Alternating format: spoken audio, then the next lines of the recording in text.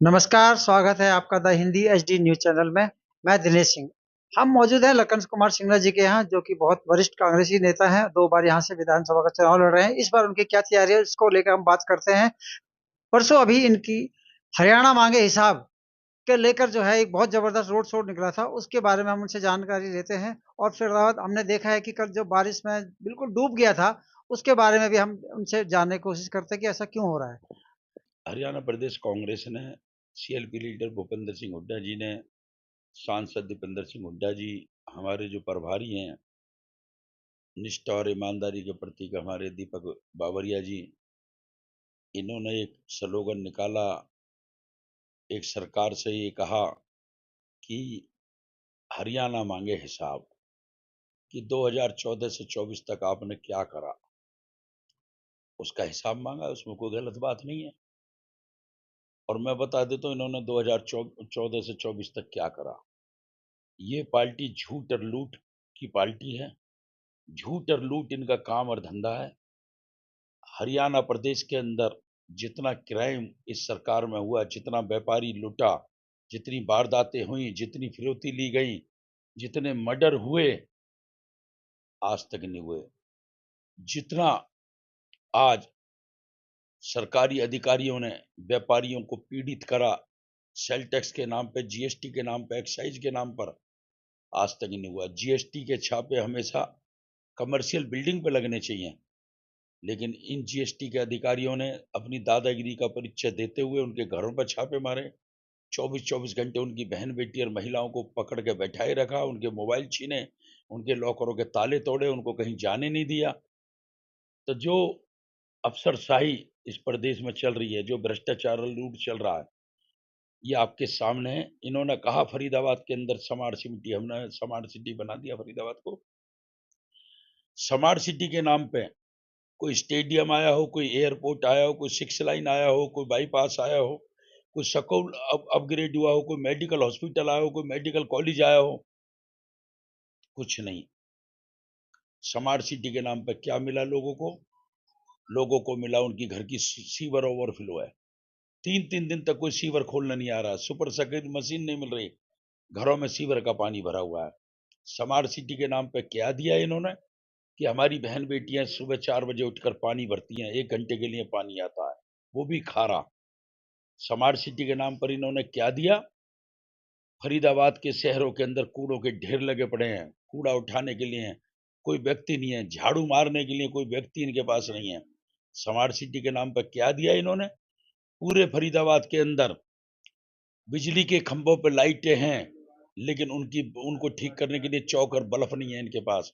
Smart city के नाम पे इनने 200 करोड़ का घोटाला दिया, जो हमारी स्थानीय एक जिले के मात्र विधायक नीरज शर्मा जी ने, जिसके खिलाफ कार्रवाई करी, धरना प्रदर्शन करा, उसके बाद कुछ कार्रवाई दिखाई दी, लेकिन कोई भी फरीदाबाद का आज पूरे जिले के अंदर, चाहे निर्दलीय विधायक हो, चाहे भाजपा का विधायक हो या भाजपा के मंत्री हो, 200 करोड़ पे किसी ने मुंह नहीं खोला। भाजपा के किसी नेता ने मुंह नहीं खोला, स्पष्टीकरण नहीं दिया आज तक कि ये जो हुआ गलत हुआ है। होता है कहीं 10 लाख का एस्टिमेट या 12 का हो जाए, 2 लाख की बेईमानी होती है। हाँ, तो 10 का 10 ही की चला गया, ईंट ही नहीं लगी। और एस्टिमेट भी कागजों में बने, वर्क ऑर्डर भी हो गए, टेंडर भी हो गए, और सड़कें भी कागजों में बन गई और चेक भी बन गए। इससे ज्यादा भ्रष्टाचार कुछ नहीं हो सकता। तो आपकी जो ये तैयारी है, आपने क्या तैयारी करे कि जो कांग्रेस आपको टिकट भी दे, और आपने पूरे जो इतने साल में यहाँ पे क्या किया, जिससे कि आपको टिकट के जो सबसे प्रबल दावेदार माना जाए? टिकट तो हाईकमान ने देना है। टिकट तो कांग्रेस अध्यक्ष चौधरी उदयभान जी देंगे।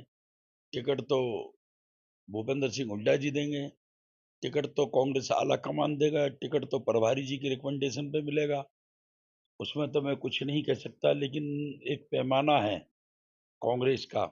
अब के लोकसभा के चुनावों के अंदर कांग्रेस का बहुत अच्छा पैमाना रहा। सब जाति के लोगों को लोकसभा में उम्मीदवार बनाया गया। फरीदाबाद से गुर्जर समाज से महेंद्र प्रताप, और अपने गुड़गामा से राज बब्बर जी ओबीसी समाज से, करनाल से पंजाबी समाज से बुद्धि राजा जी, कुरुक्षेत्र से वैश्य समाज से सुशील गुप्ता जी, और अहीर समाज से रावदान सिंह जी को भिवानी से लड़ाया गया। तो एक पार्टी की बहुत बड़ी उपलब्धि रही है।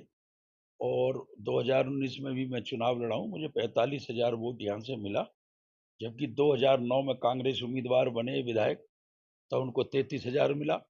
2014 में कांग्रेस उम्मीदवार लड़े तो 26,000 मिला और मुझे यहाँ से 45,000 वोट मिला, जबकि 75 पार का नारा था।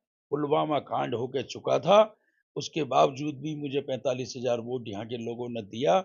36 बिरादरी के लोगों ने मान सम्मान दिया। दूसरी बात, 2014 के अंदर लोकसभा उम्मीदवार में कांग्रेस को उम्मीदवार को 18,000 वोट मिला। 2019 में कांग्रेस को उम्मीदवार को 26,000 वोट मिला लोकसभा में। और अब का चौधरी महेंद्र प्रताप जी हमारे लोकसभा से उम्मीदवार थे, 51,000 वोट इस विधानसभा से मिला। तो मेरे कहने का मतलब है, विधानसभा का चुनाव हो तो 2009 में 33 और 2014 में 26 और 2019 में मुझे 45,000 मिले। कितना बड़ा आंकड़ा रहा। 2019 के अंदर 14 के अंदर लोकसभा चुनावों में हमारे उम्मीदवार को 18,000 वोट मिला, 19 में 26,000 मिला और अब 51,000 वोट मिला। तो आप देखो लोकसभा विधानसभा का आंकड़े उठाकर। दूसरी बात रही, पार्टी हाईकमान जातीय समीकरण को भी देखेगी, पार्टी हाईकमान ईमानदारी को भी देगी, पार्टी हाईकमान वफादारी को भी देखेगी, पार्टी हाईकमान टिकाऊ को भी देखेगी, पार्टी हाईकमान जिताऊ को भी देखेगी। ऐसे ऐसे लोग फार्म भर रहे हैं जो 2008 के अंदर हमारे ही कांग्रेस के उम्मीदवार के सामने निर्दलीय चुनाव लड़े, कांग्रेस की खिलाफत करी, कांग्रेस को हराने का काम करने का काम करा, लेकिन कांग्रेस की हवा थी और हमारे स्थानीय विधायक यहाँ से कांग्रेस से जीत के आए 2009 में। वो व्यक्ति टिकट का फार्म भर रहे हैं जिन्होंने 2014 में यहाँ से बीजेपी के एमएलए के उम्मीदवार और बीजेपी के लोकसभा के उम्मीदवार को 11 लाख रुपए की माला डाली और उनका स्वागत करा और उनको समर्थन करा, उनके कार्यालय खोले और उनके लिए घर घर वोट मांगी। वो टिकट मांग रहे हैं कांग्रेस से। 2019 में जिन्होंने यहाँ से बीजेपी के एमएलए के उम्मीदवार की और लोकसभा में बीजेपी के उम्मीदवार की यहाँ से वोट मांगी, उनको फाइनेंशियली मदद करी, उनके दफ्तर खोले, उनकी मीटिंगें कराए, वो कांग्रेस से टिकट मांगने का काम कर रहे हैं। जिन्होंने 2 महीने पहले यहाँ जो कि भाजपा के मुख्यमंत्री, हरियाणा के मुख्यमंत्री नायब सैनिक जी को घर बुलाकर उनको माला गेरी, उनका स्वागत करा और उनका प्रोग्राम करा, वो यहाँ से कांग्रेस की टिकट मांग रहे हैं। कांग्रेस को सबकी पता है, कांग्रेस हाईकमान को सबकी पता है। कांग्रेस हाईकमान को पता है कि कौन व्यक्ति 2005 से 14 तक कांग्रेस के अंदर रहा, सरकार के टाइम में किसी ने लाभ उठाया, सरकार के टाइम में किसी ने फायदे उठाए, सरकार के टाइम में किसी ने अपना बिजनेस बढ़ाया, सरकार के टाइम में किसी ने कांग्रेस का नाम लेकर कार्य करे और 2014 की सरकार जाते ही वो पार्टी छोड़कर भाग गए। 2009 में ही वो कांग्रेस के खिलाफ चुनाव लड़े। आज वो उम्मीद रखते हैं कि हमें टिकट मिलेगी। पार्टी हाईकमान को उनका सारा लेखा जोखा पता है। जिन्होंने अभी 2 महीने ही पहले नायब सैनी जी को बुला के मुक्का दिया है, उनके फोटो वगैरह सब हैं।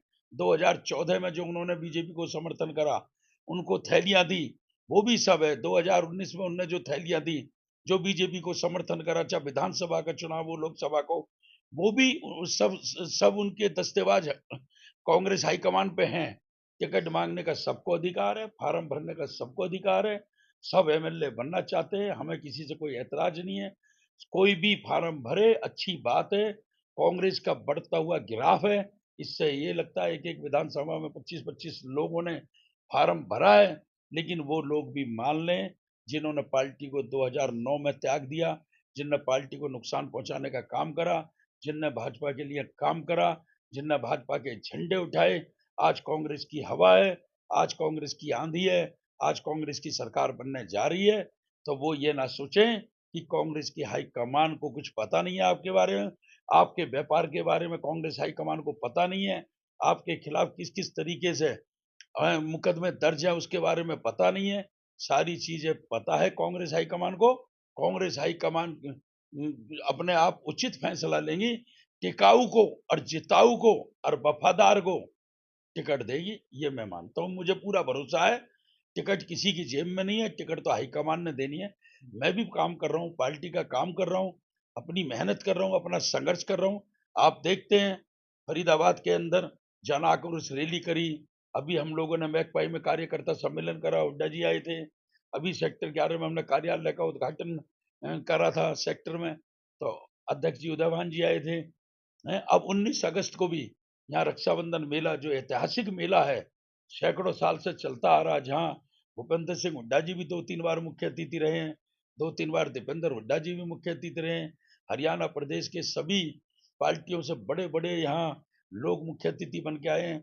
अब 19 अगस्त को 4 बजे यहाँ रक्षाबंधन का बहुत विशाल मेला लगने जा रहा है, जिसके मुख्य अतिथि हमारे हरियाणा प्रदेश के कांग्रेस अध्यक्ष चौधरी उदयभान जी हैं, जो जब से वो कांग्रेस के अध्यक्ष बने हैं, कांग्रेस की हरियाणा में आंधी आ गई। भूपेंद्र सिंह हुड्डा जी के आशीर्वाद से, उनके आशीर्वाद से 50 से 55 पूर्व एमएलए, मंत्री और एमएलए ने कांग्रेस ज्वाइन करी है। पंच, सरपंच, पार्षदों की तो कोई गिनती ही नहीं है। अब भी लाइन में 15 से 20 भाजपा के सिटिंग एमएलए और पूर्व एमएलए लाइन में लगे हुए हैं कि कांग्रेस हमें ज्वाइन करा दो। लेकिन मुझे इतना भरोसा है आला कमान पे, आला कमान ऐसे लोगों को टिकट नहीं देगा जो 10 साल तक मलाई मारते रहे बीजेपी में, 15 साल तक मलाई मारते रहे बीजेपी में, 10 साल तक खिलाफत करते रहे कांग्रेस की बीजेपी के साथ मिलकर, 15 साल तक खिलाफत करते रहे कांग्रेस की बीजेपी में मिलकर, और आज वो अपने निजी स्वार्थ के लिए पार्टी ज्वाइन करना चाहते हैं और वो टिकट मांगते हैं। लेकिन हाईकमान फैसला लेगी, अच्छा लेगी। एक ही नारा हाईकमान का, ईमानदार, वफादार, जिताऊ और टिकाऊ।